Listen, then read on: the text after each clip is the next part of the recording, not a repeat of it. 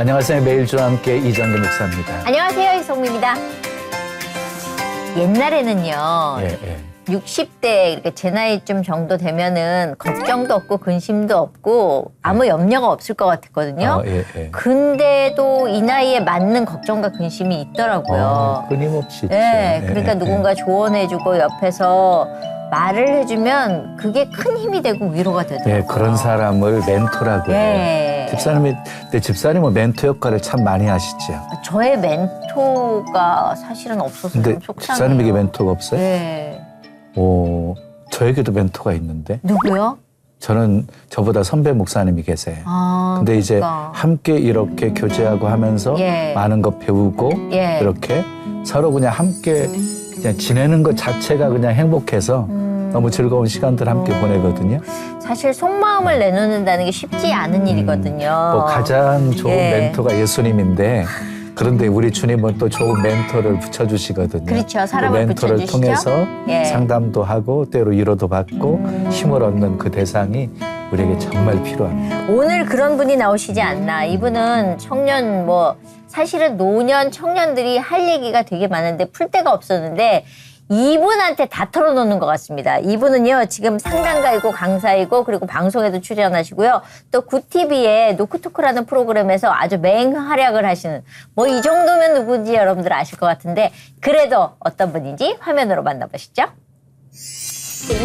시원한 입담, 혹시 두려운 거 아니야? 따뜻한 공감으로 답답한 문제를 명쾌하게 풀어주는 상담가이자 스타 강사 숭실 사이버대학 이호선 교수. 첫 번째 그룹이 어떤 그룹일까? 삶의 다양한 문제에 지친 이들을 다시 일으키는 그녀의 노력 뒤에는 하나님을 향한 단단한 믿음이 자리 잡고 있는데요. 더 나은 삶을 위한 노하우를 전하는 국민 멘토 이호선 교수의 유쾌 통쾌한 스토리가 지금 시작됩니다. 네, 일명 상당계의 뚜러뻥입니다. 유쾌상쾌 통쾌한 모습으로 사랑받는 숭실사이버대학 이호선 교수님 모셨습니다. 어서 오세요. 안녕하세요. 반갑습니다. 네. 많은 프로그램에서 자주 뵈서 너무 얼굴이 친숙해서 처음 뵌 분 같지 않은. 목사님, 피차 일반입니다. 제가 지금 숭실사이버대학교 기독교 상담복지학과에 지금 학과장 하고 있고요. 또 말씀하신 대로 상담도 하고 방송도 하고 있는데 제가 우리 오늘 매일주와 함께라는 우리 프로그램에 저희 함께하면서 제가 우리 두 분이 어떤 분이실까 제가 두 분의 조합을 잘 못 봤거든요. 제가 보니 성미를 먹고 정기를 얻는 네. 공부 많이 하시는 것 같아요. 그저께부터 연구해서 왔어요. 근데 요새는 강연도 많이 하시잖아요. 네네. 그러면 강연을 주로 어느 상대로 아이들 쪽이에요? 어른 쪽이에요? 어느 쪽으로 주로?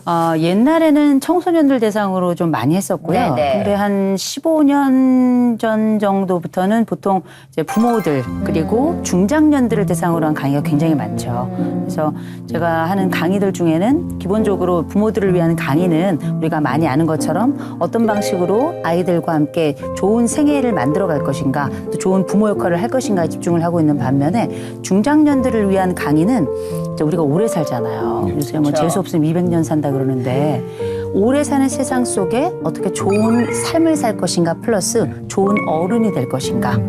또 경우에 따라 우리가 교회 현장에서 강의를 할 때는 나이 먹는 신앙인으로 산다는 건 어떤 의미인가에 관련된 이야기를 주로 강연에서 하고 있습니다. 근데 나이가 들어갈수록 좀 행복감이 줄어든다고 하잖아요.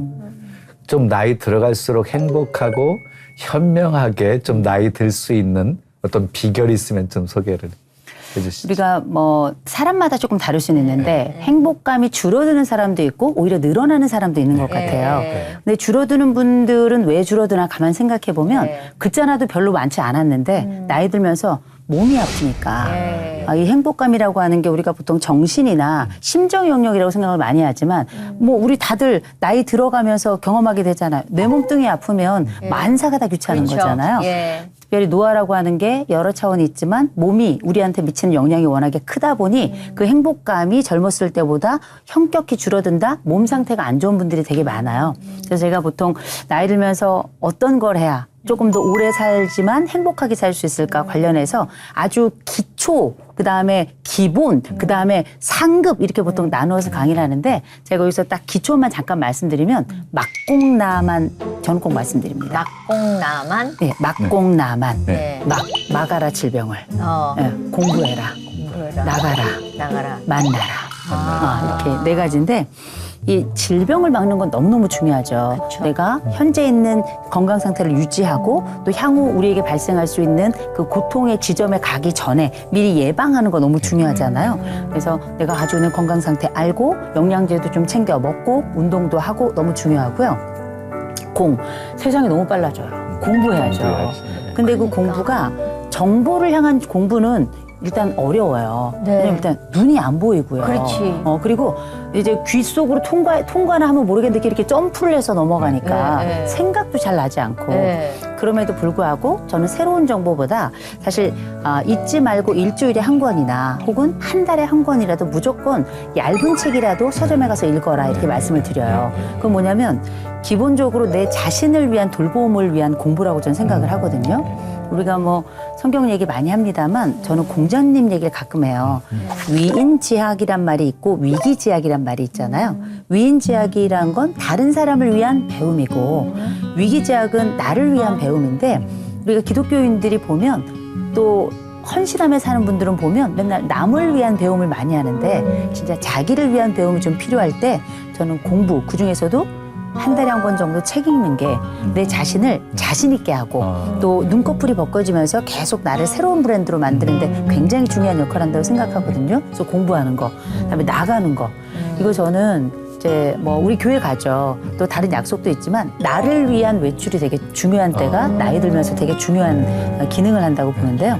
근데 갈 데가 없는 분들 많잖아요. 입고 나갈 게 없어. 입고 나갈 게 없죠. 그래도 빨기만 해도 돼요.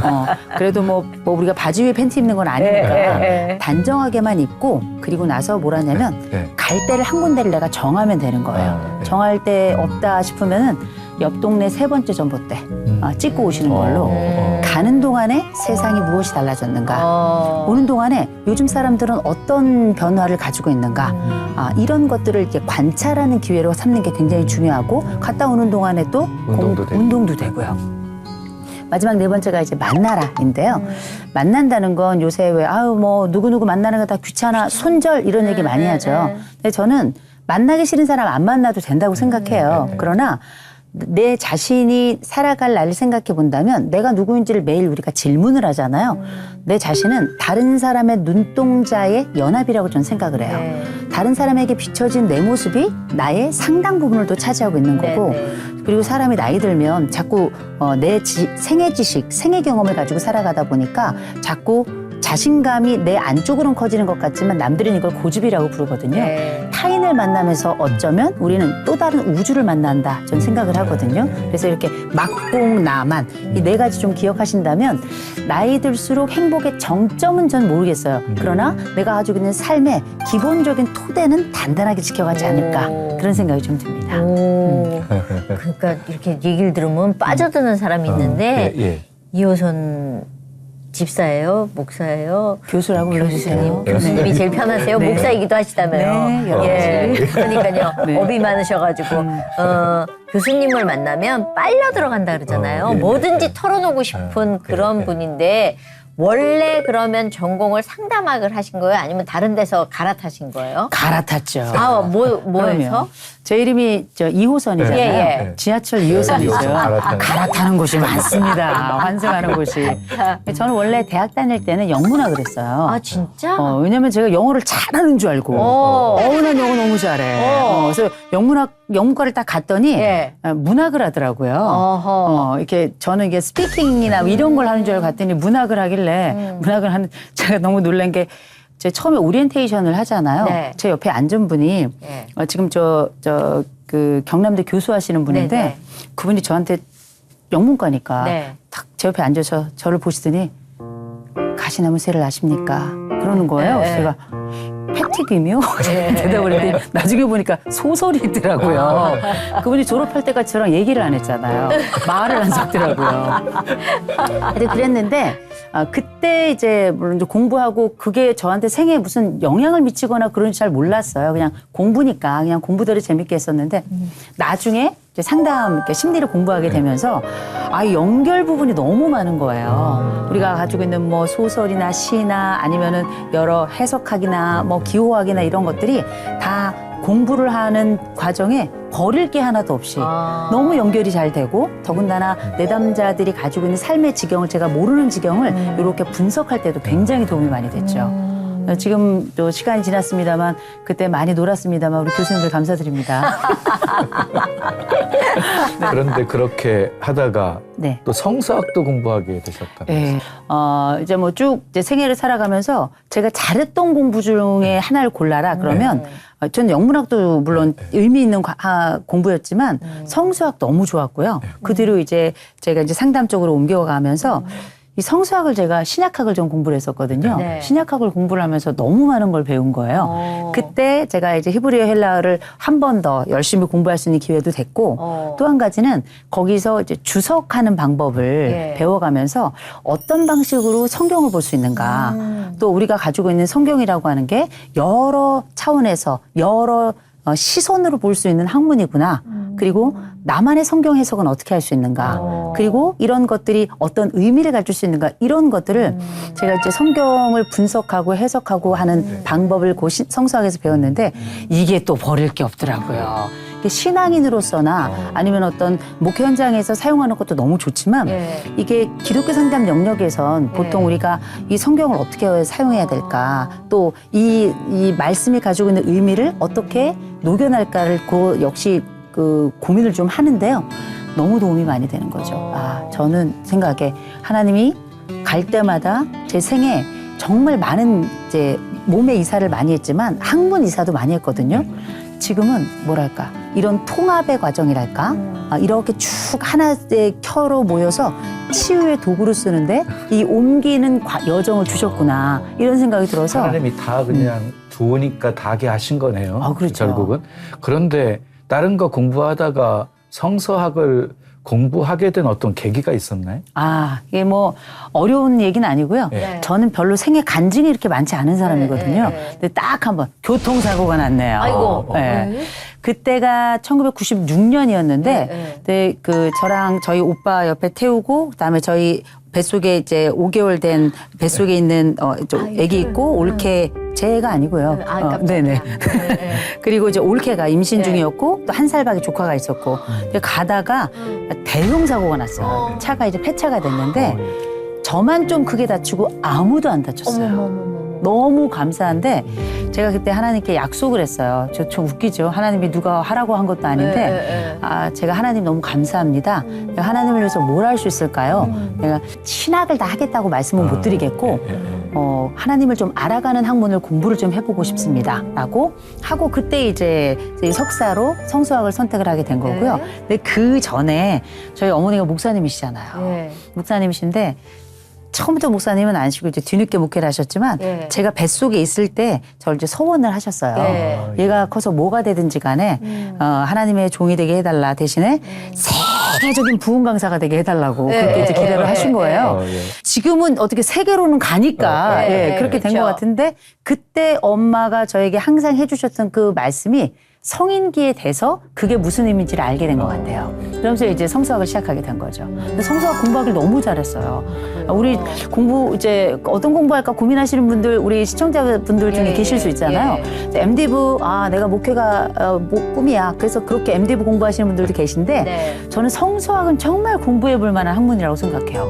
재미있고 성서가 이렇게 깊은 세계를 내가 몰랐다는 게 정말 아쉽다 싶을 정도로 저는 나이 들어서 나는 오랫동안 권사였어 오랫동안 장로였어 이런 분들 계시면 또 나 집사인데 뭘 공부할까 성수학 한번 공부해보세요. 판타스틱. 네. 아까 말씀하셨잖아요. 공부해야 된다고 네. 그러셨으니까 뭘 할까 고민하시는 분들 오늘 그렇죠. 그냥 하나님이 주시는 응답이다 생각하고 성수학으로 결정하는데 네. 근데 그 많은 것들을 하다가 성담으로 콱 자리를 매김을 하셨단 말이에요. 다른 것들도 적성에 맞으신 것 같은데 왜 상담으로 갈아타신 거예요 또? 제가 이제 성수학 이제 공부를 이제 하고 네. 이제 박사과정을 이렇게 들어가려고 하는데 네. 이렇게 보니까 상담이 있더라고요. 그래서 이렇게 제가 이제 이 공부라는 게 다 연결성이 있잖아요. 그렇죠. 그 학부에서 제가 영문학을 공부를 할 때 그때도 이제 프로이트나 락강이나 이런 정신분석 쪽을 기반으로 해가지고 또 신화학이라는 영역이 있어서 칼 융이라고 하는 심리학자 얘기도 또 들어본 적이 있고 상담 심리 쪽에 이렇게 커리큘럼을 봤더니 제가 이전에 들었던 굉장히 관심이 있었던 그래서 재미있게 생각을 하고 있던 그 이야기들이 커리큘럼으로 들어있더라고요. 그래? 그럼 한번 공부를 해볼까 해가지고 그냥 관심을 가지고 가게 됐는데 네. 저는 처음에 상담 영역에 들어갔을 때 너무 쉬운 거예요. 진짜? 공부가. 그래가지고 왜냐면 성사 난 분석을 저런 애들 하다가 제일 싫은데 공부가 쉬웠어요. 성사를 이런 하다 애들. 끝까지 들어봐야 돼. 끝까지 들어봐야 돼. 그래서 처음에는 봤더니 이 정도 공부가 뭐가 어렵고 그리고 아주 창조적인 페이퍼를 맨날 내는 것도 아니고 그냥 박사 과정 들어가는 거니까 재미있는데 이 정도는 그런데 뭐. 할수록 어려운 거야. 이게 이론으로 끝나는 게 아니라 사람 속에 들어가고 그의 마음 속에 들어가고 그의 영 속에 들어가고 이 모든 과정이 우리가 가지고 있는 인문학의 주제도 들어가야 되죠. 철학의 주제도 들어가야죠. 인류학의 주제도 들어가야죠. 신학의 주제도 들어가야죠. 심리학의 주제도 들어가야죠. 거기에 우리가 보통 우리가 알고 있는 이론적인 영역이 심리학이라면 이런 임상적인 영역은 상담학인 거거든요. 또 이 현장에 또 들어가야 되죠. 이 모든 것들이 잘 아우러져야 사람을 만날 수 있겠더라고요. 이게 너무 어렵고 중요한 학문이구나. 그래서 제가 바로 꼬리를 내렸죠. 배워야 되겠구나. 끝이 없는 공부구나. 되게 감사하기도 하고 동시에 재밌기도 하고요. 부러워요. 사실은 왜냐하면 공부가 재밌다거나 어려워도 그걸 통과해서 지금 여기까지 온 거잖아요. 중도 포기하지 않고. 중도에 포기하고 싶었을 때도 있으셨어요? 저는 별로 그런 적은 없었어요. 그러니까. 왜냐면 정말 그게 아니에요. 잘하는 줄 알았어요, 제가. 잘해요. 근데 사실 우리 이성미 집사님이 그 무자격 유명 상담자잖아요. 맞아요. 불법 상담자. 불법이라고는 생각하지 않지만 무자격 너무 불안해요. 무자격인데 가장 유명한 상담자. 근데 제가 이런 말씀을 꼭 제가 그래서 처음에 이성미 집사님께 저희 학교 들어오셔가지고 이미 다 공부하신 분이지만 공부를 하시라고 제가 한번 제안을 드린 적이 있어요. 이게 왜냐면 공부를 하니까 어떤 점이 있냐면 제일 먼저는 우리가 상담을 할 때 제일 중요한 게 제가 아까 위기지학 잠깐 말씀드렸습니다만 내가 가지고 있는 이 상황, 내가 가지고 있는 생각, 나의 경험 이런 것들이 내담자에게 미치는 영향이 어마어마한 거예요. 흔히 이걸 우리가 역전이라고 부르는데요. 그 상담자가 내담자를 보면서 나도 모르게 떠오르는 감정들, 무의식적 정서들이 있어요. 이걸 알면 훨씬 더 내담자와 정말 의미 있는 이 내담자에게 오롯이 빠져서 뭔가를 해낼 수가 있는데 자기 자신을 모르는 경우가 많아요. 그러면 도움에도 한계가 있지만 내 스스로도 내 문제에 또 걸려 넘어지고 만일 상담 공부하고 이 현장에 올 때까지 어떤 게 어려웠냐 얘기한다면 역전의 문제를 다루는 게 좀 어려웠어요. 근데 이성민 집사님을 보고 제가 약간 감동을 했던 게 이분은 자기가 누군 줄 알아요. 깜짝 놀랐어요. 자기가 할 수 있는 것과 본인이 할 수 없는 것을 너무 잘 아시고 할 수 있는 것은 힘을 다해 도우시고 할 수 없는 건 힘든 건 꼭 남에게 넘기시더라고요. 저쪽에 넘기죠. 굉장히 지혜로우시네. 네네. 그게 사실 상담자도 되게 어렵거든요. 상담자라고 뭐 다 하나요? 내가 할 수 있는 게 있고 부족한 게 있어서 부족할 때는 누군가에게 더 잘하는 분에게 넘기거나 맞아요. 도움을 얻거나 이렇게 해야 되는데 이게 어려운 지점인데 이걸 발견할 때까지가 사실은 처음에 내가 잘한다고 느끼고 막 가슴이 막 뿜뿜대고 막 최고의 내가 이 세상의 모든 문제를 다 해결할 것 같고 당신은 희망만 가지면 돼 이렇게 얘기할 것 같지만 그게 아니라는 걸 알아채는 순간 사람이 너무 부끄러워지는 순간이 오더라고요. 네, 그때가 조금 어려웠던 게 내가 이렇게 부끄럽고 한심하고 멍청하고 아니 이런데 내가 내 스스로도 관리를 못하는 게 무슨 남한테 이래라 저래라 그 사람 삶에 그렇게 용감하게 기어 들어갈 수 있나 이런 생각이 드니까 그때가 저한테는 좀 어려웠던 순간이었죠. 위기라면 아마 그때였을 것 같아요. 근데 성서학을 그래도 공부할 정도면 네. 어렸을 때부터 좀 신앙의 뿌리가 있었던 건데. 엄마가 목사님이시면. 네. 아니 저희 엄마는 처음에 목사님은 아니셨죠. 네. 그냥 제가 이제 강원도 대관령 사람이에요. 그래서 옛날 별명이 살찐 하이디였잖아요. 근데 이제 제가 뱃속에 있을 때 저희 어머니가 저를 서원하시기도 하셨고 저희 어머니가 진짜 대단한 분이에요. 저희 어머니는 제가 진짜 존경하는 멘토예요.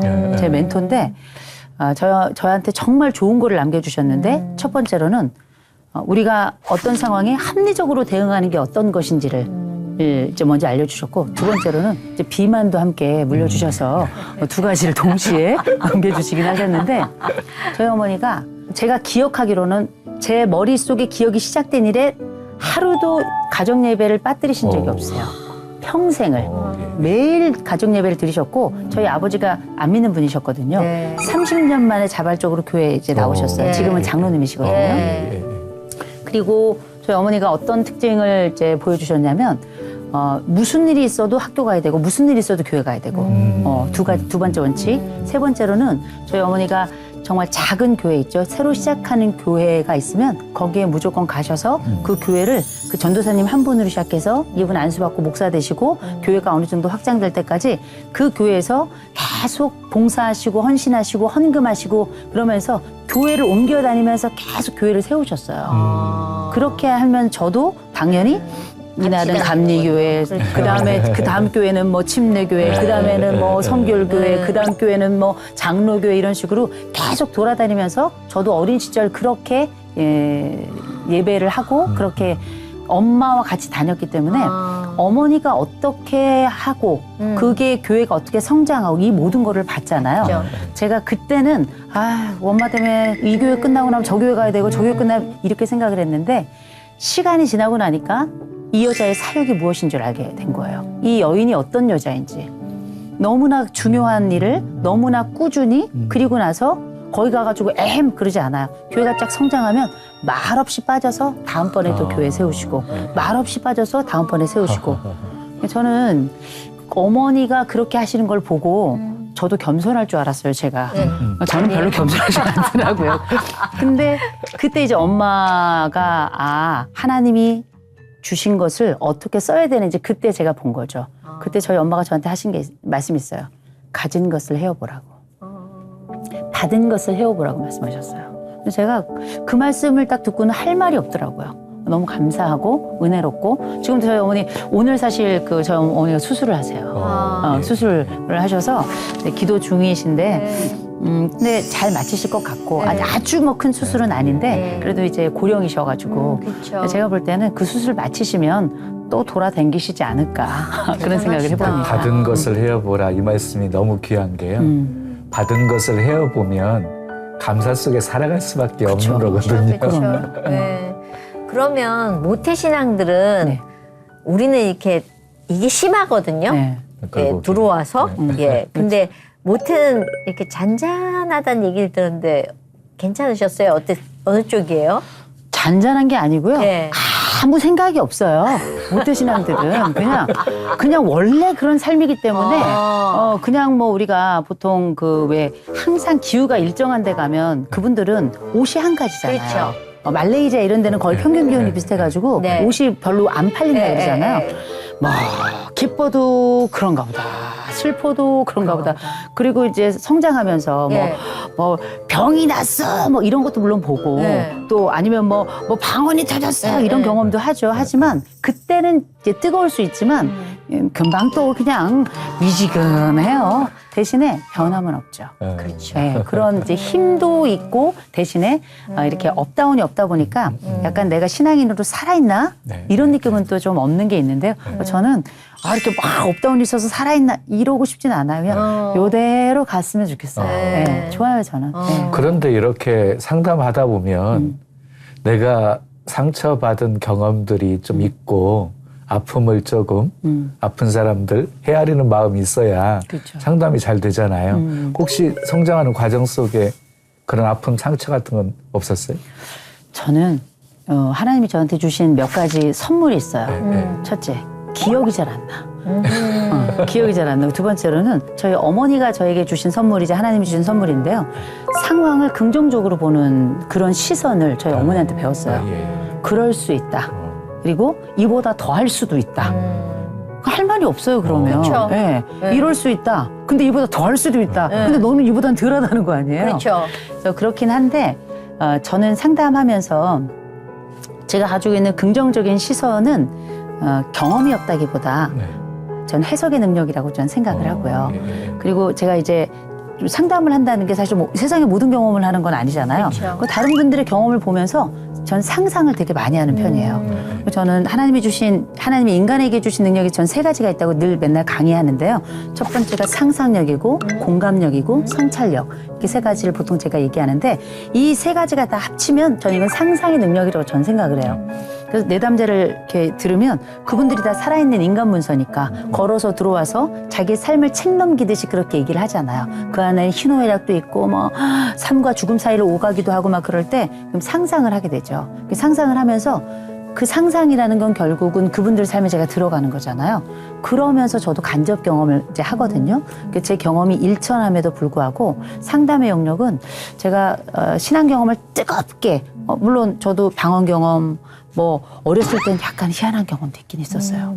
한 7살 때는 이렇게 사람이 오면 이 사람이 어디가 아픈 줄 알아요. 그래요? 네. 낫게는 못해. 근데 알기만 해. 어디가 아픈지를 아니까 이 사람을 보면 이제 그 장소, 장기, 부위를 모르니까 여기 그러면 이제 100% 맞는 거예요. 그래서 저한테 뭐 사람들이 기도 받으러 오고 막 그랬었어요. 그렇죠. 근데 지금은 안 보여.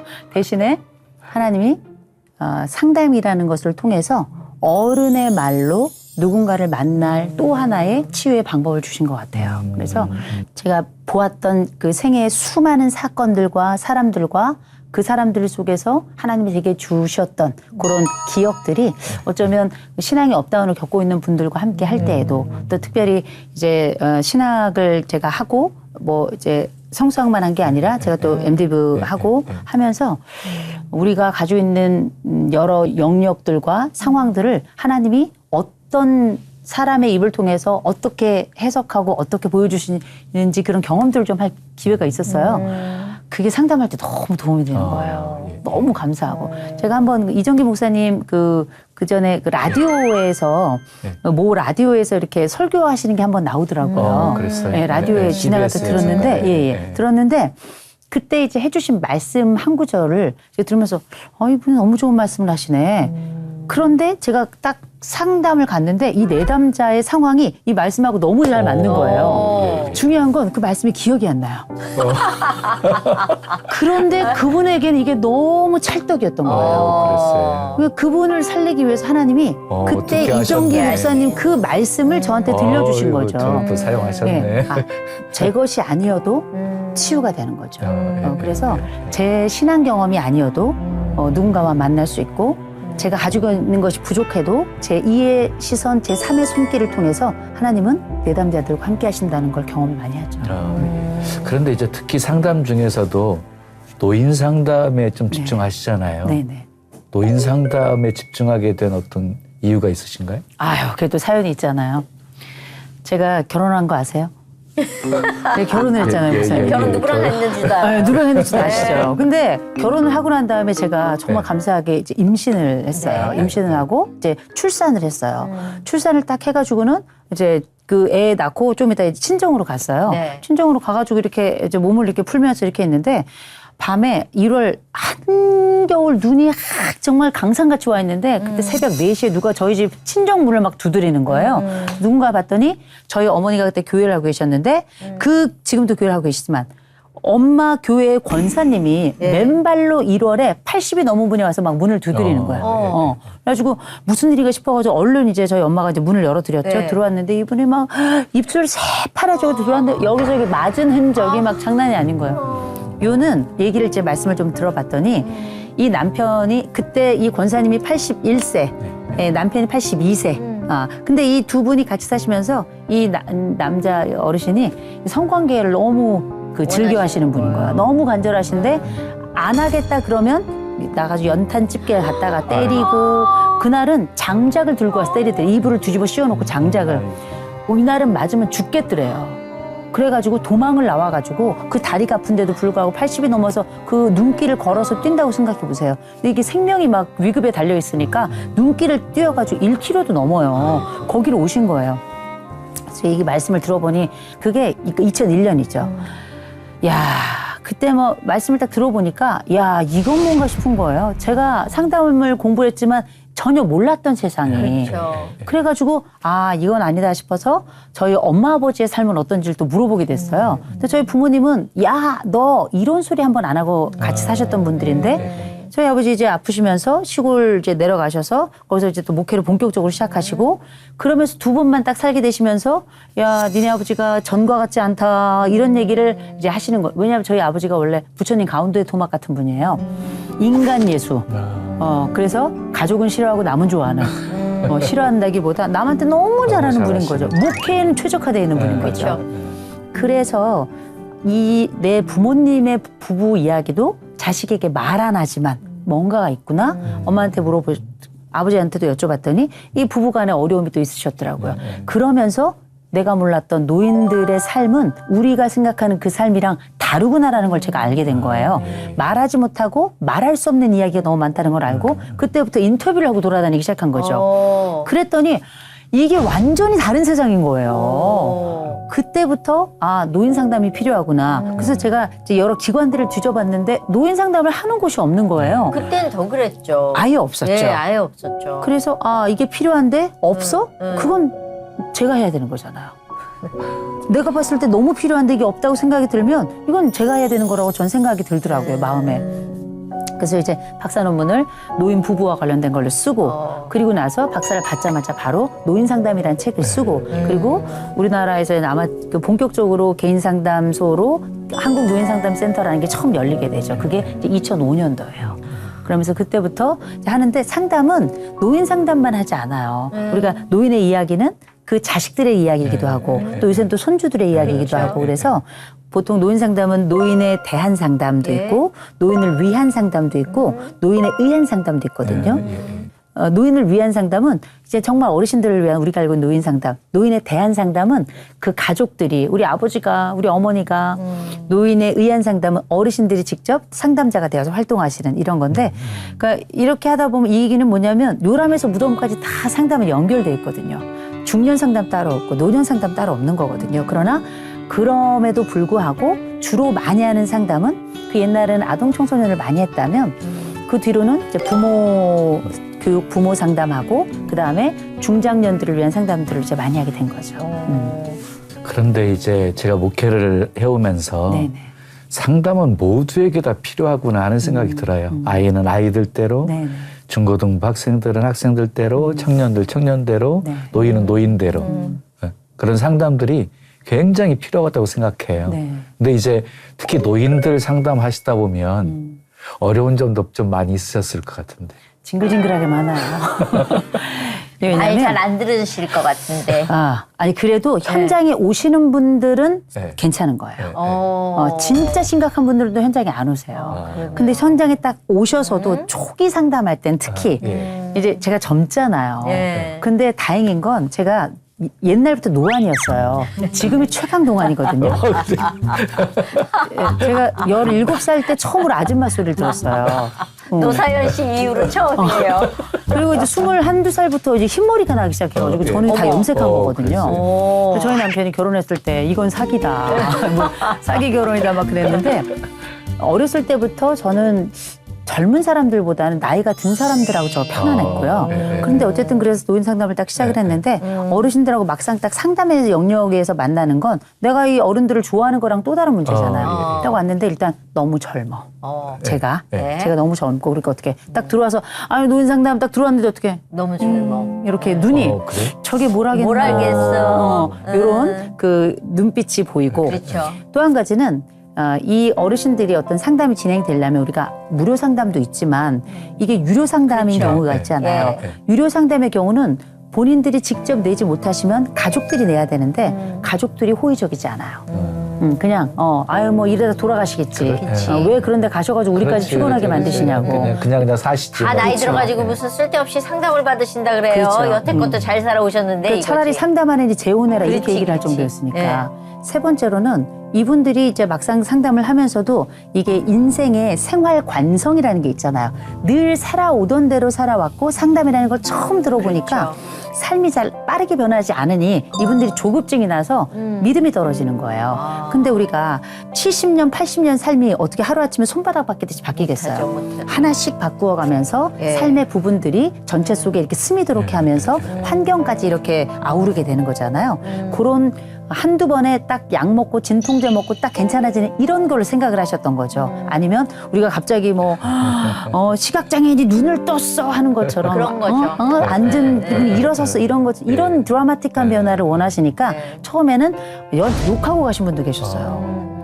이거 왜 안 되냐고 이렇게 계셨는데 이제 지금은 상담 문화가 자리를 잡기도 했고 그리고 이제 저도 숙련도가 많이 늘어나기도 하고 하면서 초기 상담에서 가지고 있었던 어려움들이 좀 있었지만 지금은 그래도 벌써 한 뭐 꽤 됐네요. 그렇죠. 네, 지금 벌써 20년 네, 넘었으니까 거의 뭐 25년 이렇게 됐죠. 네. 그럼 초창기에는 정말 나 이거 왜 한다 그랬지 그래서 번아웃 되거나 나 죽을 것 같아 이렇게 내가 힘든 시간이 있으셨을 것 같아요.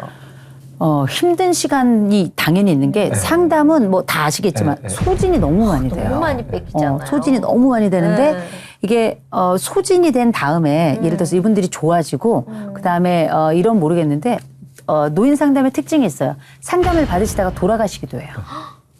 고령이시니까. 진짜? 네. 질환이 있는 분들도 계시고, 뭐, 앓고 있는 과정에 오시는 분들도 계시고, 그렇지 않으라 중간에 사고로 돌아가시는 분들도 계시고, 아니면은, 정말 안타깝게 극단적인 선택을 하시는 분들도 계세요.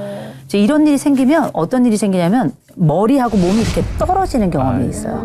머리가 이렇게 붕 뜨는 거, 뇌가 이렇게, 뇌가 공중에 뜨는구나, 이런 느낌을 받더라고요. 그러면서 무슨 일이 벌어지냐면 소진이라고 저는 표현하지 않았고 완전히 무기력해져 버려요. 그리고 어디에 숨고 싶어요. 숨고 싶어서 다 때려치고 싶은데 약속한 내담자들이 또 있잖아요. 그러니까 멈출 수가 없으니까 한 주 정도는 제가 빼요. 그때는. 빼고 그냥 기도원에 들어가 있거나 아니면 방에 갇혀서 제가 안 나와요. 그런 시간이 저한테는 있더라고요. 필요해요. 또 필요해요. 그래가지고 어려운 순간이 있지만 그 순간을 우리가 소진의 순간이라고 할 수 있는데 어려움이 갑자기 몰려들었을 때 나를 약간 보호하는 이런 시간이 저한테는 어려움의 기간이기도 했고 지금은 조금 익숙해지긴 했지만 필요한 시간이기도 하고 소진의 경우는 상담자들은 다 어차피 소진돼요. 뭐 연예인도 다 소진되고 그렇죠. 아유 목사님들 소진 이루 말로 할 수 그럼. 없죠. 이 성도들은 진짜 모르는 건데 목사님들은 갑자기 뭐 어디서 말씀이 한약이 되어서 이렇게 막 우리를 새롭게 하고 이렇게 생각하시는데 절대 그거 아니잖아요.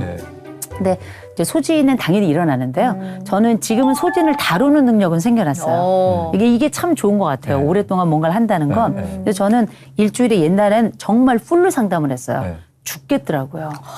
어르신들 상담은 특별히 이렇게 진척이 잘 빠르게 되지 않는 경우가 많기 때문에 그래서 지금은 저는 일주일에 딱 이틀만 상담해요. 이틀만. 그전에는 아침 이분들 부지런하시니까 그렇죠.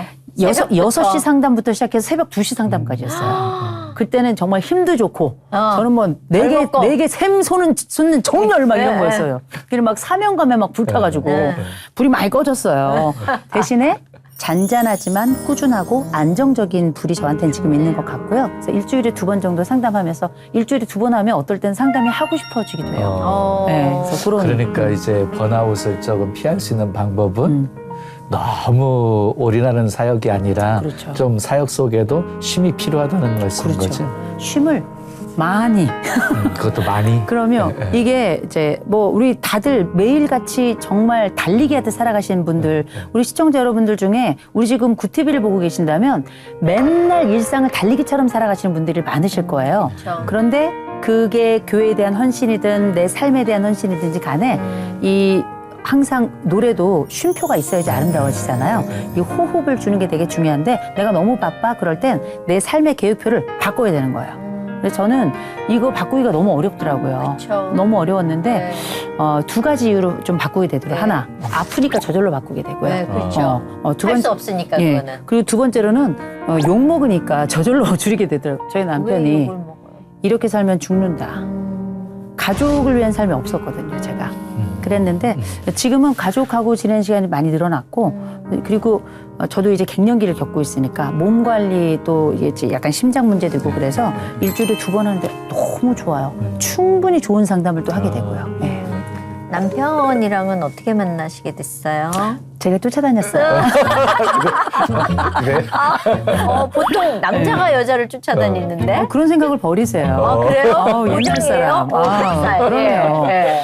아니 저희는 그 신약학 할 때 만났어요. 네. 이제 제가 이렇게 그 석사를 뭘 해볼까 이렇게 하다가 이제 성서학을 시작을 하게 됐잖아요. 네. 하나님하고 약속한 바가 있어서 네. 딱 들어갔는데 아니 이제 갔더니 그 신학과에 조교 사무실에 웬 남자 애가 앉아 있는데 이게 이마에 모범생 이렇게 써 있더라고요. 저는 극혐이거든요. 모범생. 인생을 무슨 재미로 살겠어요. 그렇죠. 그래가지고 아유 쟤는 뭐 모범생이구나. 아유 쟤는 여자친구는 안 됐다. 이렇게 생각하고 수업에 딱 들어갔더니 그 모범생이 앉아 있는 거예요. 아유 그래가지고 뭐 그런가 보다 했더니 수업이 이렇게 매주 진행이 되는데 얘가 똑똑하네.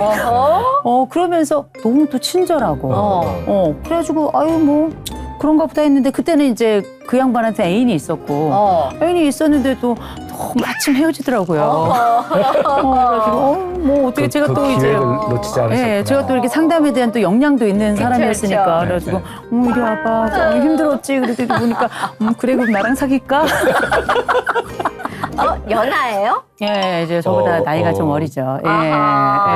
예. 그래가지고 뭐 우리 귀염둥이하고 그렇게 이제 교제를 하다가 아유 그렇게 결혼을 했는데 우리가 사실 결혼할 땐 좋아서 결혼하긴 하잖아요. 그렇죠. 근데 결혼 딱 하고 나서야 제가 느낀 거 아이고 다행이다. 왜냐면 사실 사람은 겪어보지 않으면 모르잖아요. 그쵸. 결혼도 해봐야 하는 거잖아요. 살면 살수록 너무 괜찮아요. 너무 좋은 사람이에요. 이 남자가 너무 괜찮은 거예요. 이 귀염둥이가 아직도 귀여워요. 갑자기 확 올라오는 거야. 우리 집 귀염둥이는 어디 갔대요? 어디 갔대요? 근데 많은 분들이 이제 그 조론을 얘기하잖아요. 네네. 우리 나이 되면은 조론할 거야라는 얘기들을 많이 하는데 저는 조론은 성경적이지 않다고 생각을 하는 사람이거든요. 이런 질문을 하면 뭐라고 답을 하시는지 궁금했었어요. 저는 조론을 원하시면 하시라고 말씀드리고 싶어요. 대신 당신의 조론의 정의가 무엇인지를 물어보고 싶어요. 우리가 흔히 이제 결혼은 알아요. 네. 이혼도 알아요. 네. 재혼도 알아요. 삼혼도 알아요. 그 사이 최근에는 조론이라는 게 들어갔죠. 네. 혼인을 졸업한다. 이런 의미로 조론이 들어갔는데 저는 이 조론이 일명 한시적인 분리, 한시적 별거라고 저는 그렇게 얘기를 해요. 근데 보통 아유 사이가 너무 안 좋은데 아유 내가 저 인간하고 살 수가 없어. 그렇게 해가지고 완전히 악한 감정, 서로 불편한 감정을 가지고 떨어져 있는 것, 미운 감정으로 떨어져 있는 건 별거라고 부르죠. 근데 조론이라고 하는 건 전 이렇게 정의를 내리고 싶어요. 3개월 이내에 내가 당신에게 당신이 평소에 꼭 하고 싶었지만 뭐 하지 못했던 것들을 충실히 할 수 있도록 당신에게 생애 휴가를 준다. 그런 차원에서 만끽하는 그 휴가를 위해서 내가 잠시 당신의 삶에서 이렇게 떨어져 있는 걸로. 휴혼이네. 그렇죠. 그래서 그 시간 동안에는 내 자신을 만끽하고 찾아가고 즐기고 그 기간을 위해서 내가 휴가를 주는 차원에서 조론이라는 걸 하는 거지 아예 떨어져 살면서 사이가 좋지 않으면서 서로를 미워하면서 죽을 때까지 보지 않겠다 다짐하면서 이렇게 사는 건 조론이라고 생각하지 않아요. 그럴 땐 조론을 하면 안 되고 상담을 받아야죠. 그렇죠. 그렇죠. 그래서 조론을 하시라. 그런데 당신이 말하는 조론이 무엇인지 또 우리가 하고 있는 이 조론이 우리가 하나님 앞에 합한지 안 합한지에 대해서 고민을 하시는데 저는 결혼이 약간 예배 같은 거라고 저는 생각을 하거든요. 그런데 예배가 어떨 땐 너무 지루하잖아요. 저는 잘 안 좋은 편인데 정말 흰자위가 이렇게 뒤로 가는 이게 너무 정말 이런 경우도 있어요, 저도. 그런 것처럼. 근데 어떨 땐 너무 또 뜨거운 순간이 있고. 근데 대부분 저 같은 모태신앙은 그냥 뭐 매일 감사하게 살지만 그냥 늘 온도가 비슷하거든요. 그러면 크게 올라가고 다운이 되면서 느끼는 이 어떤 충만감, 막 꽉 찬 느낌, 모험감 이런 게 없어요. 결혼도 그렇잖아요. 그래서 업다운이 많은 건 행복한지는 모르겠어요. 근데 어쨌든 생애 우리 부부간에 역동성을 느낄 수는 있어요. 근데 별일이 없는 집들 같은 경우에는 그냥 재미가 없으니까 지루함이 가득 찰 수 있거든요. 업다운이 많은 집은 갈등이 많고 지루함이 많은 집들은 나는 살아있는 것 같지 않고 이래서 고민 저래서 고민. 그러니까 저희 상담업계는 늘 호황이에요. 이런 의미로. 그런데 결혼을 한다는 건 적어도 내가 가지고 있는 이 삶의 자리에서 내가 가지고 있는 결혼의 의미가 무엇인지를 물어보는 순간이라고 저는 생각을 해요. 그래서 그 순간 동안 잠시 우리가 기도원에 가가지고 하나님과 내가 만나는 시간을 통해서 나를 다시 업그레이드 시키고 나를 새로운 브랜드로 만드는 것처럼 그렇게 떨어져 있는 순간이 그 사람에게도 힘이 되고 의미가 되고 내게도 힘이 되고 의미가 된다면 저는 그게 하나님 앞에는 족한 일이고 합한 일이다. 그리고 괜찮은 일이다라고 저는 결혼보다는 생각합니다. 휴혼이라고 쓰는 게 맞을 것 같으네요. 뭐 잠시 휴식기를 갖는 거니까. 그쵸. 결혼 그러면 왠지 잘라내는 것 같아가지고 저는 좀 불편했었거든요. 근데 그쵸. 오늘 얘기를 듣고 보니까 잠시 쉬면서 나를 돌아보는 시간이면 괜찮겠다. 제가 상담받는 것 같은데요. 딱 걸렸는데요. 또 한 가지 또 말씀드리자면 그러면 우린 벌써 따로 떨어져 산 지 오래됐어 이런 분들 계세요. 괜찮습니다. 저는 이런 말씀 드리고 싶어요. 그럼 하나님이 그들 각자 떨어져 있는 이들을 미워하는가? 전 하나님을 이들을 미워한다고 생각하지 않아요. 그냥 서로에게 생채기를 내면서 고통스럽게 지내는 것보다 그게 별거의 방식이든 떨어져 살면서 내가 상대방에 대한 미움도 좀 줄이고 서로를 이해할 수 있는 그런 물리적 공간을 갖는다면 전 이게 오히려 서로에게 살리는 일이다. 같이 꼭 붙어 있어서 미친 듯이 고통받는 것보다 전 오히려 떨어져서 그 사이 공간에서 하나님을 보는 게 전 좋다고 전 생각합니다. 네. 그러니까 오히려 그것이 이혼을 막을 수 있는 방법이기도 하겠네요. 이혼에 대해서도 우리가 여러 가지 생각을 할 수 있는데요. 이혼은 안 하면 좋죠. 그러나 하게 되더라도 저는 꼭 이 말씀을 드려요. 이혼을 해도 하나님은 그 자리에 계신다. 저는 꼭 그 말씀 드리고 싶고 이혼한 그 과정이 정말 우리나라에선 밑바닥까지 가는 경험을 특별히 재판 이혼하신 분들은 밑바닥까지 경험을 하는데 그럴 때 교회 공동체가 제일 먼저 이들을 밀어내요.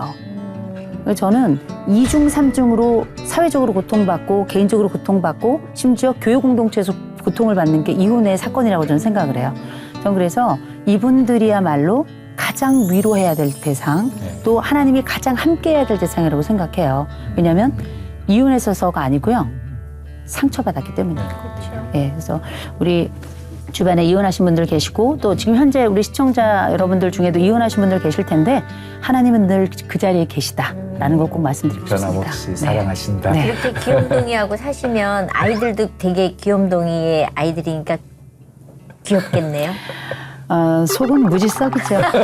돈도 무지 쓰고요. 네. 그래? 아니, 평범한 애들이에요. 저희 애들은 그냥 뭐 저도 그냥 평범하게 그냥 뭐 존재감 없이 그냥 성장한 그냥 뭐 무리 없이 성장한 애였고 저희 남편도 뭐 무리 없이 그냥 성장한 사람이고 근데 뭐 저희 애들도 그냥 평범하게 그냥 성장했어요. 제일 좋은 거 아니에요? 제일 좋은 거죠. 근데 저는 좀 잘생기고 예쁜 아들, 딸들도 많더라고요. 네, 이제 우리 하나님께서 평범함을 주시고, 저희 양쪽 얼굴에서는 나올 수가 없는 그런 걸 제가 기대하고 있는데, 그냥 뭐 농담이고, 그냥 저는 저희 애들의 그런 평범함이 좋고요. 그냥 자기 삶을 잘 살아가니까 그냥 그걸로 땡큐예요. 저는 별로 바라는 게 없어요. 뭐 최고네요. 그 속 썩이는 것도 없이. 아유, 속 썩였죠. 왜 안 많이 썩이겠어요? 썩였어요. 그러면. 아유. 애들인데 속 썩여야죠. 그럼요. 아유, 예. 저는 인간은 원래 속 썩이려고 태어나는 존재라고 생각해요. 속 안 썩이면 애들 아픈 거예요. 그럼요. 그렇게 자기의 삶을 살아가고 그리고 나중에 자기의 패턴을 발견하는 거니까 그게 어른이 되는 거라고 하나의 저는 과정이 생각해요. 있죠. 성장하는 과정 속에. 앞으로 기도 제목하고 계획은 어떤 게 있으세요? 저는 그냥 지금까지 함께 해주신 하나님이 앞으로도 좀 저한테 그렇게 해주시기를 그렇게 기도하고요. 또 한 가지는 저는 제 개인적으로 저는 제가 하고 있는 목회가 있어요. 그 목회가 뭐냐면 저는 상담하고 교육하는 게 제 목회거든요. 네. 그래서 저희 내담자들 하나님께서 항상 함께 해주시고 위로해 주시고 치료해 주시고 그리고 성숙하게 해달라고 성장하고 성숙해달라고 그렇게 기도 앞으로도 할 거고요. 전 또 제가 지금 숭실사회부대학교 기독교 상담복지학과에 거기 학과장으로 있잖아요.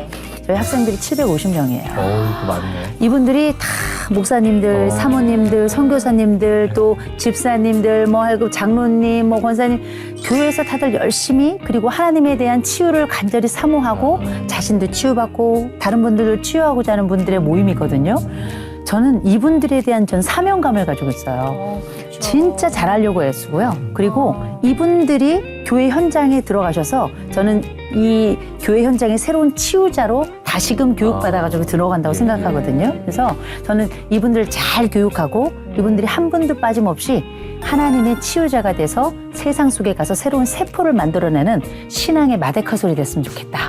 라고 그렇게 늘 기도하고 있습니다. 멋진 사역이시네요. 네. 제 사역이 최고인 것 같아요. 그러니까요. 목사님이시도 하신다고 하는데 그게 목회죠. 뭐. 네, 너무 좀 감사해요. 우리 개그맨 직업이 최고라고 생각했는데 상담 2번째 쳐드릴게요. 제가 볼 땐 큰 착각이에요. 제가 볼 때는 이쪽이 왜냐면 개그맨도 상담받으러 오더라고요. 아 그래요? 아 이게 누구죠? 누구죠? So many 개그맨즈. 네. 네, 다 좋은 것 같아요. 뭐 유익을 주는 두 분 너무 좋네요. 그럼요. 저는 개그도 전 제 2의 상담, 제 3의 목회라고 저는 생각을 해요. 저는 우울증 환자들 오잖아요. 그럼 뭐라 그러냐면 매일 아침에 일어나서 기도하라는 얘기 안 하고요. 개그 프로 하나씩 보라 그래요. 그리고 깔깔깔깔 웃고 그 다음번에 기도하라 그래요. 그러니까 되게 웃기죠. 보통은 기도하시고 그 다음에 이렇게 얘기하시는데 저는 먼저 깔깔깔 웃고 그 다음에 기도하시라 그래요. 오늘도 이렇게 웃게 하시고 누군가에게 의미를 만들기도 하게 하시고 그리고 하나님을 보는 하루가 되게 해달라고 그렇게 기도하시라고 꼭 말씀드립니다. 네, 뭐 웃음 주신 하나님이시니까. 멋지시네요. 저는 오늘 선한 사람 한 분 만나고 헤어지는 게 너무 기쁩니다. 우리 이호선 교수님을 만나서 누가 소개하라 그러면 선한 사람 찝어내야지 이런 느낌으로 오늘 만났습니다. 오늘 나와주셔서 너무너무 감사합니다. 감사합니다. 고맙습니다. 감사합니다. 목사님 오늘 교수님께 한 말씀 해주신다면요. 스가랴 4장 6절 말씀을 드리고 싶어요. 이는 힘으로도 안 되고 능력으로도 아니 되고 오직 나의 영으로 되느니라. 영은 살리는 것이라고 하셨잖아요.